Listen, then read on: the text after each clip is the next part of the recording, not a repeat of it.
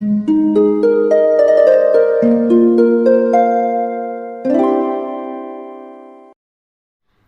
वालेकुम, welcome back to my channel. तो आज का टॉपिक है अभी फ़ायदा उठाइए। किन चीज़ों से वो मैं आपको बताऊंगी, लेकिन आगे जाने से पहले प्लीज़ चैनल को सब्सक्राइब कीजिए, क्योंकि इस चैनल पे मैं डेली वीडियोस बनाती हूँ। तो हो सकता है कोई बात आपके काम आ जाए, मुझसे कुछ हेल्प चाहिए हो तो कॉल सेशन बुक कीजिए, उसकी डिटेल भी आपको इंस्टा पे मिल जाएंगी। कुछ चीज़ें ऐसी हैं, छोटी छोटी चीज़ें या छोटी छोटी आदतें या छोटे चेंजेस जिनसे हम उसी वक्त फ़ायदा उठा सकते हैं, मगर हम उठाते नहीं हैं, क्योंकि हमें ना तो पता होता है अच्छे से कि क्या चीज़ सही है क्या गलत है, और बाज़ औक़ात उन चीज़ों की वैल्यू नहीं होती। देखिए, कोई काम भी आपने करके नहीं देखा हुआ, कोई भी मेडिसिन आपको किसी ने बताई है कि इस मेडिसिन से ये चीज़ ठीक हो जाती है, लेकिन आपने कभी वो मेडिसिन खाई नहीं है, तो आप कैसे कह सकते हैं कि उससे फ़ायदा नहीं होगा, जब तक आपने कभी उस चीज़ का एक्सपीरियंस नहीं किया। तो एक्सपीरियंस जब होता है किसी चीज़ का, तब आपको चीज़ों की अहमियत पता चलती है, वरना हमें अमूमन चीज़ों की अहमियत या छोटी छोटी चीज़ों की अहमियत तो बिल्कुल पता नहीं होती कि छोटी चीज़ें या छोटी छोटी आदतें हमें कितना फ़ायदा लाइफ में पहुंचा सकती हैं और कहाँ तक पहुंचा सकती हैं। तो कुछ चीज़ें हैं जो इसी वक्त आपको फ़ायदा दे सकती हैं। इसी वक्त आप जिस भी जगह पे हैं, जिस भी कंडीशन में हैं, जिस भी सिचुएशन में हैं, पहली चीज़ वो है थैंक यू कहना, शुक्रिया कहना। ये ऐसी चीज़ है जो आपको उसी वक्त फ़ायदा पहुंचा सकती है। कोई ऐसा इंसान आपके पास या आपके आसपास ऐसा होगा जिसने कभी किसी वक्त में आपकी मदद की होगी, कभी किसी वक्त में आपको फ़ायदा पहुंचाया होगा, कभी किसी वक्त में उसके होने से आप बच गए होंगे बहुत सी तकलीफ़ों से या किसी एक तकलीफ से, या कम से कम उसने आपकी हौसला अफजाई की होगी किसी काम में, या कम से कम आपको कोई सुकून का लम्हा होगा जो उसने दिया होगा, या कोई खुशी होगी जो उसने दी होगी, तो उसे थैंक यू कहिए। ये ऐसी चीज़ है जो हम मामूली समझते हैं, किसी को थैंक यू कहना या किसी को ये बताना कि उसने जो किया बहुत अच्छा किया, ठीक है ना।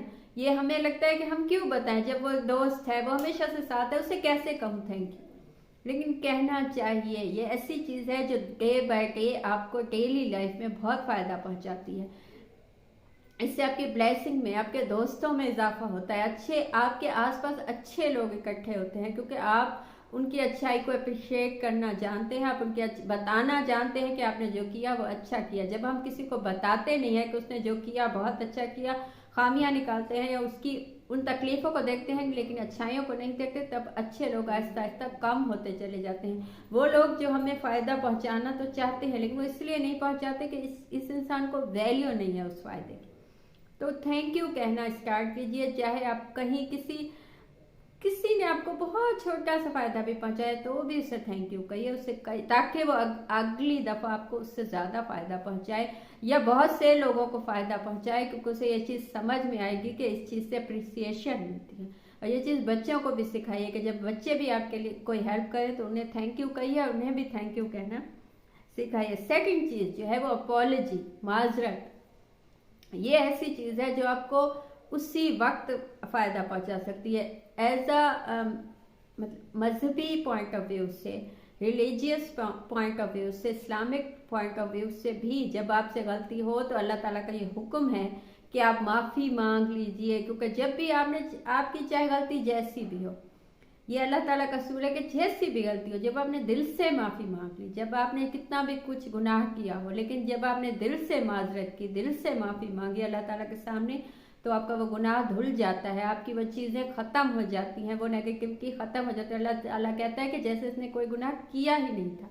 ऐसे ही जब आप किसी इंसान से भी माजरत कर लेते हैं, माफ़ी मांग लेते हैं, अपॉलजी कर लेते हैं, तो क्या होता है कि वो गुनाह या वो चीज़ मिट जाती है, आपके कंधों से एक वजन ख़त्म हो जाते हैं। आपने आज से 10 साल पहले किसी को तकलीफ़ पहुंचाई थी, तो अभी भी वो तकलीफ़ उस इंसान के साथ है, अभी भी उसका बोझ आपके कंधों पे है, लेकिन आज आपने उससे माफ़ी मांग ली, उससे कह दिया कि मुझसे जो हुआ गलत हुआ, मैंने गलत किया, मैं माफ़ी चाहता हूँ या चाहती हूँ, तो वो बोझ उसी वक्त आपके कंधों से उतर गया। चाहे उसने दिल से आपको माफ़ किया या नहीं, कहीं आपका काम मुकम्मल हुआ, आपको जो जिम्मे लगाया गया था, आपका जो बोझ था वो आपने हटा दिया। उसके बाद अल्लाह ताला जाने, वो इंसान जाने, उसकी लाइफ जाने, लेकिन माजरत ऐसी चीज़ है जो आपका बोझ हटा देगी और आपको उसी वक्त हल्का फील होगा, आपको अच्छा फील होगा।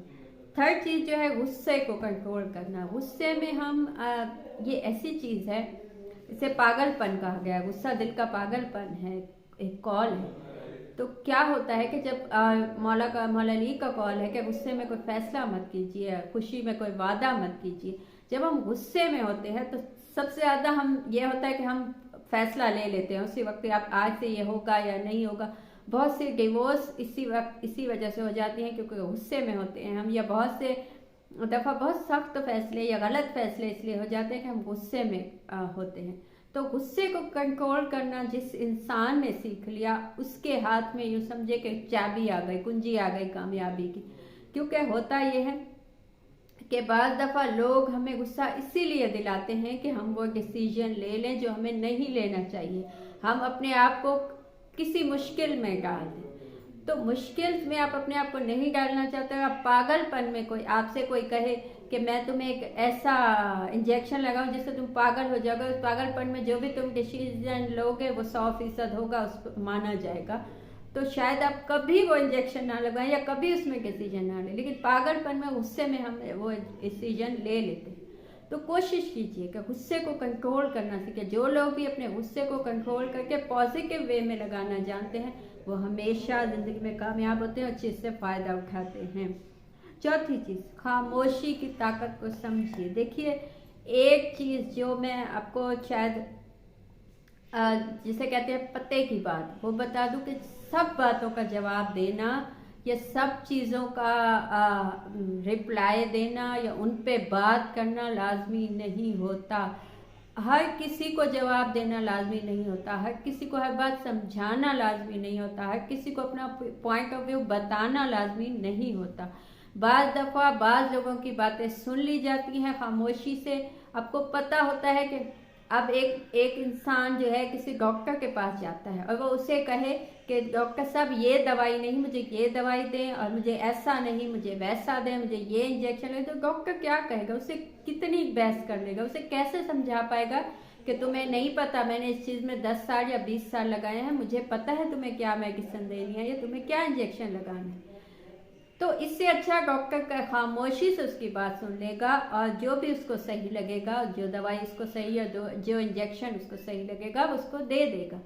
तो देखिए, सब लोगों को सब चीज़ें आप नहीं समझा सकते, सब लोगों को सब बातें आप नहीं बता सकते, सब लोगों की बातों का जवाब देना भी लाजमी नहीं होता। तो बाज़ दफ़ा बातें सुन ली जाती हैं खामोशी से और बस सामने वाले ने आपको कह दिया, आपने सुन लिया। इसी में अमन सुकून भी होता है और इसी में पॉजिटिविटी, आपकी इज्जत बच जाएगी। क्योंकि आप जितना भी बोलेंगे, जब आपको पता हो कि सामने वाला आपकी चीज़ को, आपकी सिचुएशन को या आपकी बात को नहीं समझेगा तो उसे मत समझें, खामोश हो जाए। और लास्ट चीज़ जो है वो है लेट गो करना सीखें, चीज़ों को जाने दें। जो चीज़ आपकी ज़िंदगी से चली गई है उसका यही पर्पस था कि उसने जाना था। जो चीज़ आपकी ज़िंदगी में आती है उसका यही पॉइंट ऑफ व्यू होता है कि उसने आना है।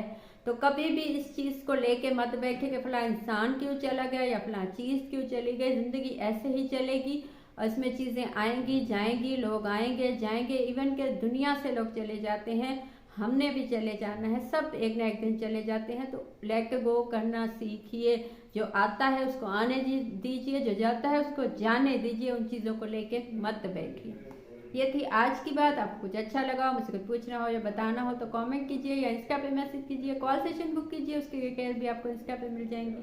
Thank you.